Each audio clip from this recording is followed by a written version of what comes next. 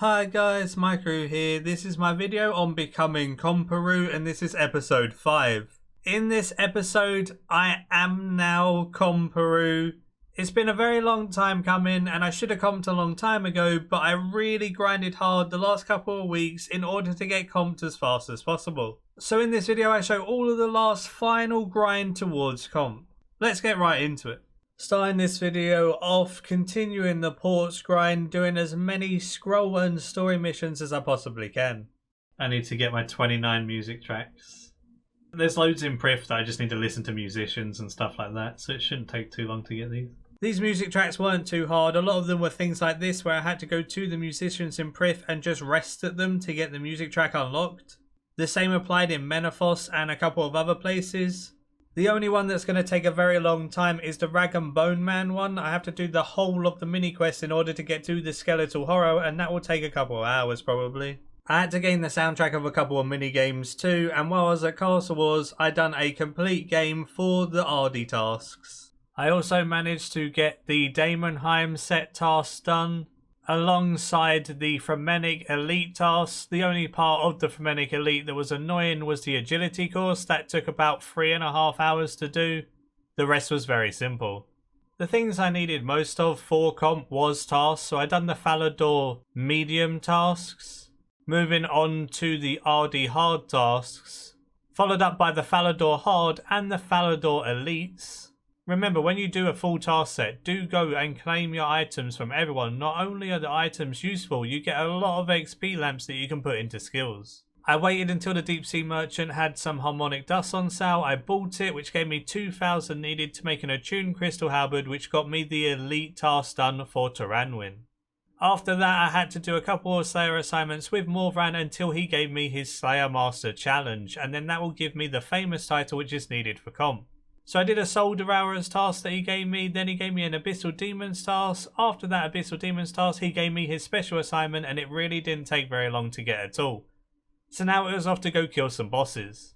What Morvran's special Slayer assignment actually is he assigns you a certain amount of bosses to kill, and every boss you kill gives you a debuff crystal which makes it harder and harder to kill the bosses. This is why you start from the hardest boss to the easiest. I started with Araxor as it is the hardest boss on the list that you have to kill for him. Then you get your first crystal after that, so you can kill Araxor normally. After killing Araxor, I went to go kill QBD and she gave me my second debuff crystal.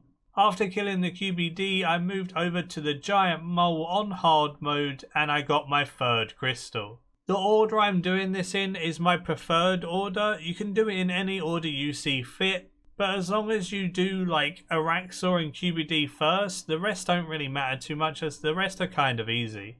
After the Giant Mole, I killed one of every God Wars Dungeon 1 boss, so I done Grador, then I done Ziliana, then I went on to doing Kriara, and finally I killed Krill. So I got one debuff crystal from all of those different God Wars Dungeon 1 bosses, and my inventory started filling up with those crystals quite a lot. That's the only downside, I guess. The longer you get into this assignment, the less stuff you can take in your inventory. I then went to kill Dagannoth Kings. You just have to kill all of the kings once, and then you get the crystal and you can teleport out. After the Dagannoth Kings, there was only 2 more to go, and that was the KBD, which was very, very easy, and then the Kalphite Queen, which again is very, very easy. After killing the Kalphite Queen, I got the famous title, and that's another comp requirement ticked off, and we're so close now. These livid plants from the Deep Sea Merchant are so awesome. They cost 1 million coins and they give you anywhere between 1,000 and 40,000 produce points. This is my 9th one I've purchased, and when I go do Livid Farm, this is going to give me a huge head start. I got a trio. I just need to get a high percent and then I get the comp requirement done.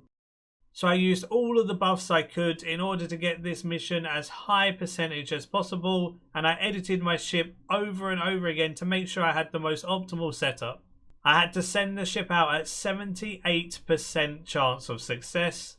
This means my odds are really good for success, and hopefully it comes back so I can get that comp requirement done. I did the medium Varric task, then I went to bed and crossed my fingers for that trio mission to succeed. Right. So let's see if I succeeded. Oh, I did it! I got the comp requirement. Sweet. Trip to the East done. I'm so happy. Like, I failed it 2 times before this, I think. So we finally got the ports requirement for comp, which means we're not time gated anymore, which means I should get a move on with the other ones and actually get Comcape now.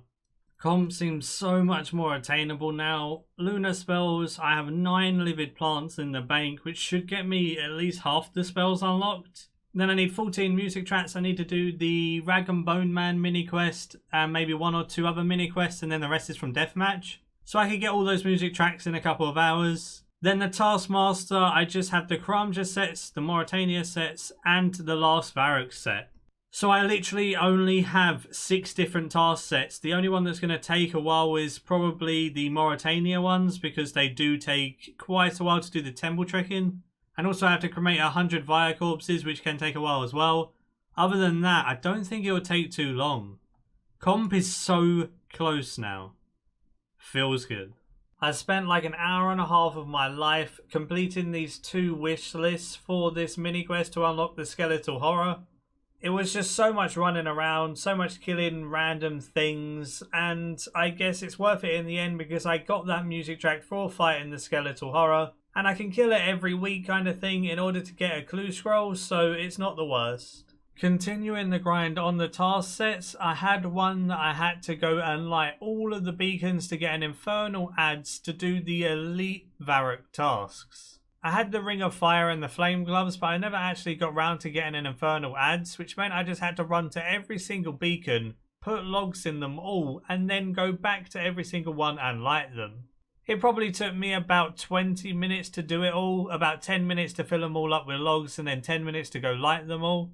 It's all very straightforward, and they're kind of in a line, so you can just go from one to the other very easily. While using Surge and Bladed Dive to get around very easily with the mobile perk, it made this much easier than what it used to be. So I managed to light all 14 beacons and get my infernal adze, so then I could go chop the tree in Varrock and get my elite task complete. It was time to do some Karamja tasks. I'd done the mediums and the hards, and yes, I know I didn't have Gemstone Dragons unlocked, but I do now. I got the 7 most easy music tracks I've ever gotten in my life. I just literally entered the deathmatch arena and got 7 outright. Then it was off to go get my last music track for Music Maestro. That moment when your last track is actually the one from Poro Poro where you catch all the imps. I've been there on my Iron Man and stuff, but I've just never had a need to go there on my main. So this unlocked me Music Maestro and I'm so close to comp now.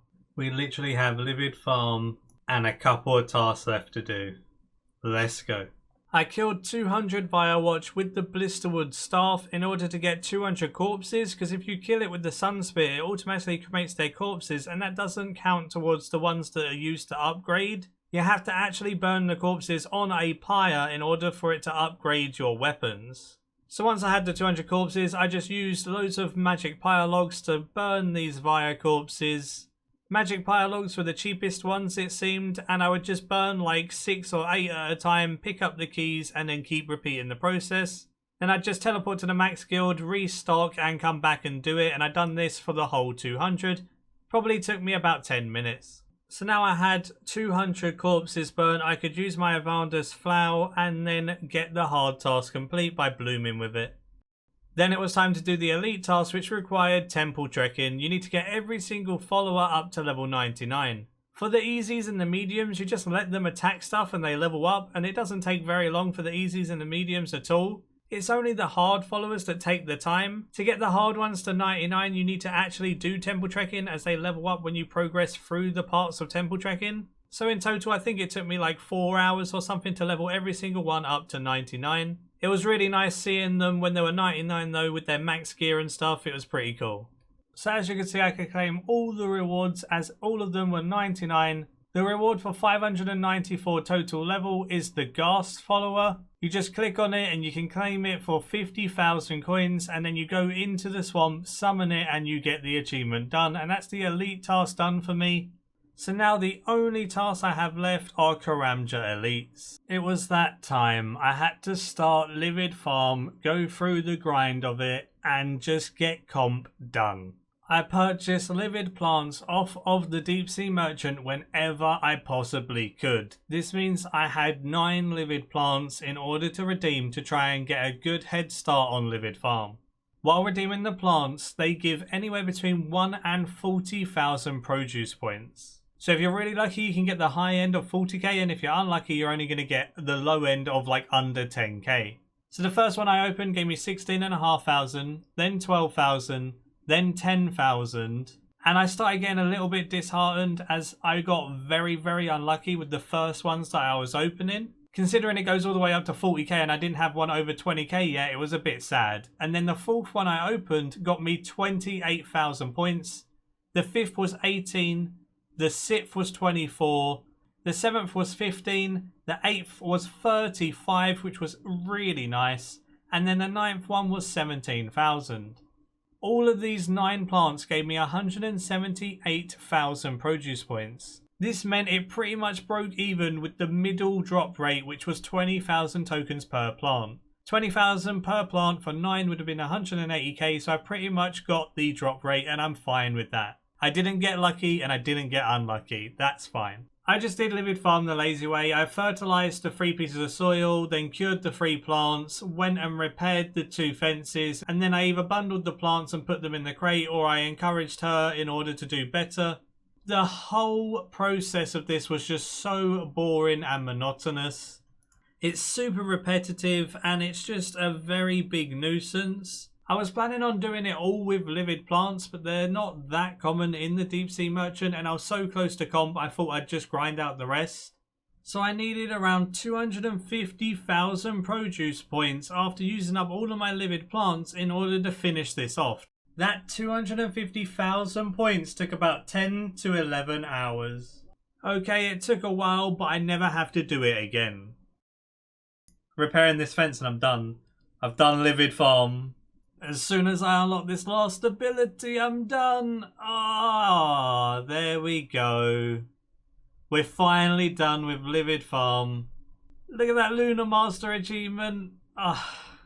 I did a couple of tasks until this was my 10th task. I went to Karamja and got a task from Lapalok. You need to get at least 75 Slayer points from him, so if you do a 10th task, it does give you all of that in one task. So instead of having to do loads of tasks from him, you can just get it done in the one that is your 10th. He gave me Necreals, so I went to the Slayer Tower, quickly done that Necreals task, and I got all of the achievements complete.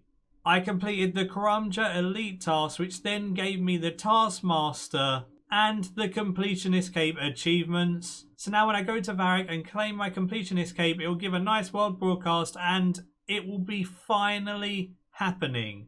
I will be becoming Comperu. I sent a message out on the Discord and in the clan chat and friends chat and stuff just to say, hey look, I'm getting comp. If anyone wants to come say hi and say grats or whatnot, you're more than welcome to come pop over and just watch me get comp and just have a laugh. The amount of people that showed up was absolutely incredible. Thank you everyone that showed up to my comp party, and just everyone in general. You're all so nice and you're all really amazing, and I wouldn't be able to do any of this if it wasn't for you guys. So thanks to all of you that turned up and just came to show your support. It was a long time coming and I finally was able to claim my Completionist Cape. See, now that comp cape looks nice. Yeah. The amount of spam and grats, this is incredible. I literally, my whole chat and my PMs and everything is just blowing up. Feels good. Right, so I need to go outside in order to do the emote. Let's go, guys. This is so cool. Look at everyone just running through the museum to get outside. So many particles and textures and stuff. It's great. This emote is just so nice. And there we go, we have our comp cape. It took a while, but we got there in the end, and it looks really nice. I made it purple so it matched my outfit and stuff, and it matches like my shadow SGB. And it's a very nice colour to go with like my Ice-Tide Starfus Liske and my Ascensions and things like that as well. Very pleased with the gains I've got on my main account, and now I just need to do the whole maintaining comp stuff whenever new updates come out. A lot of people asked if I'm going to go for Master Quest Cape or Trim Comp. Honestly, I have no idea right now. I went so hard on comp, I've definitely burnt myself out of that type of things for a little while at least. But in the future, who knows, I may go for trim. But either way, do give the video a like if you did enjoy, subscribe if you're new for loads of future content all related to RuneScape 3. And until next time, see ya.